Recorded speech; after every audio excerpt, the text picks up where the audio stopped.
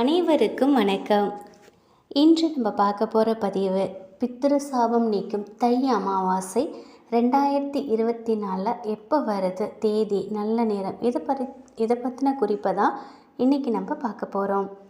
அமாவாசைனாலே ஆடி அமாவாசை, புரட்டாசி வளம், மகாலய அமாவாசை, தை அமாவாசை இதெல்லாம் ரொம்ப முக்கியமானது. வருடம் முழுவதும் அமாவாசை நாட்களில் விரதம் இருந்து பித்ரு தர்ப்பணம் கொடுக்க முடியாதவங்க இந்த 3 அமாவாசையில் விரதம் இருந்து பித்ருக்களை வழிபாடு செஞ்சாலே நன்மைகள் கிடைக்குங்கிறது ஐதீகம். இந்த ஆண்டில் தை அமாவாசையானது பிப்ரவரி 9ஆம் தேதி 2024 அன்னைக்கு வெள்ளிக்கிழமை வருது.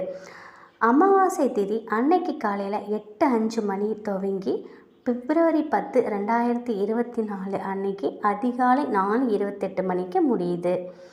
அமாவாசை திதியானது பிப்ரவரி 9ஆம் தேதி காலையிலேயே துவங்கிடுது. காலையிலேயே நம்ம குளிச்சுட்டு முன்னோர்களை வணங்குறது நல்லது. திதி கொடுக்க நல்ல நேரம் காலையில் 9:30 மணிலேருந்து 10:30க்குள்ளே நம்ம கொடுக்கலாம். மகாலய அமாவாசைன்னு அழைக்கக்கூடிய புரட்டாசி அமாவாசை முன்னோர்களான பித்ருக்கள் பூலோகம் வந்தடைஞ்சு மகாலய பட்ச காலத்தில் இங்கே தங்கி நமக்கு அருளாசி வழங்குவாங்க. அதே போல் தை அமாவாசை அன்று பித்ருக்கள் தர்ப்பணம் கொடுக்கும் நம்ம சந்ததிகளுக்கு நல்லருள் வழங்கி பிதுலோகம் திரும்புவாங்கங்கிறது ஐதீகம். திதி எப்போது கொடுக்கணுங்கிறத பற்றி பார்க்கலாம். நாள் முழுவதுமே அமாவாசை திதி இருந்தாலும் காலையில் தான் தர்ப்பணம் கொடுக்கணும். உச்சி பொழுதுக்குள்ளே, அதாவது 12 மணிக்குள்ளே பிதுர்காரியங்களை நிறைவேற்றி எள்ளும் தண்ணீரும் இறைக்கணும். காகத்திற்கு சாப்பாடு வைக்கணும். உச்சி பொழுதுக்கு அப்புறம், அதாவது அப்படின்னா 12 மணிக்கு மேலே தர்ப்பணம் கொடுக்கக்கூடாது. பொதுவாக ஒவ்வொரு அமாவாசை தினங்கள்லையும் தர்ப்பணம் கொடுக்க வேண்டியவங்க முன்னோர்களுக்கு தர்ப்பணம் கொடுக்கறது ரொம்ப ரொம்ப அவசியம்.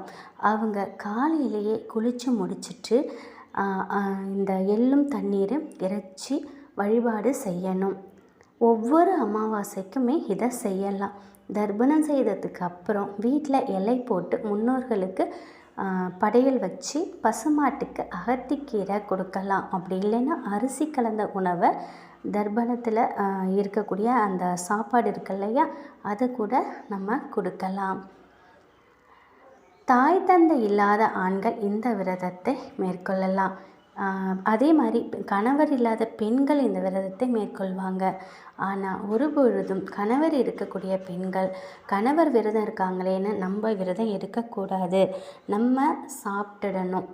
உடலில் நேர்மறை ஆற்றலும் தன்னம்பிக்கையும் அதிகரிக்கும். நல்லெண்ணெய், வஸ்திரம், நெல்லிக்காய் இதெல்லாமே தானமாக வழங்குறது தை அமாவாசைக்கு ரொம்ப ரொம்ப சிறப்புங்க. இந்த நாளில் சூரிய பகவானுக்கு பாலோட எள்ளும் அரக்கியத்தை அர்ச்சிப்பதன் மூலம் அனைத்து விருப்பங்களும் நிறைவேறும்.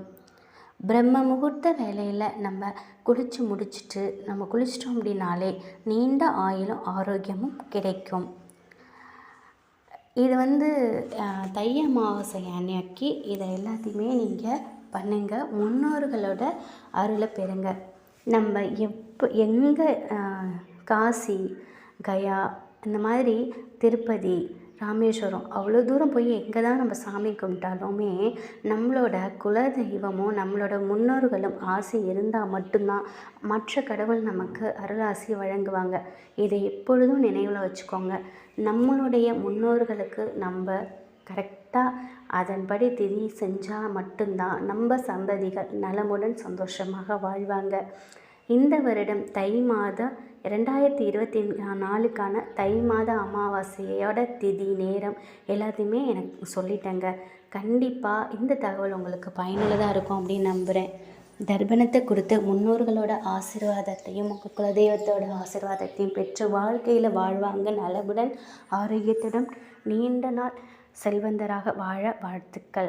இந்த தகவல் உங்களுக்கு பயனுள்ளதாக இருக்கும் அப்படின்னு நம்புகிறேன்.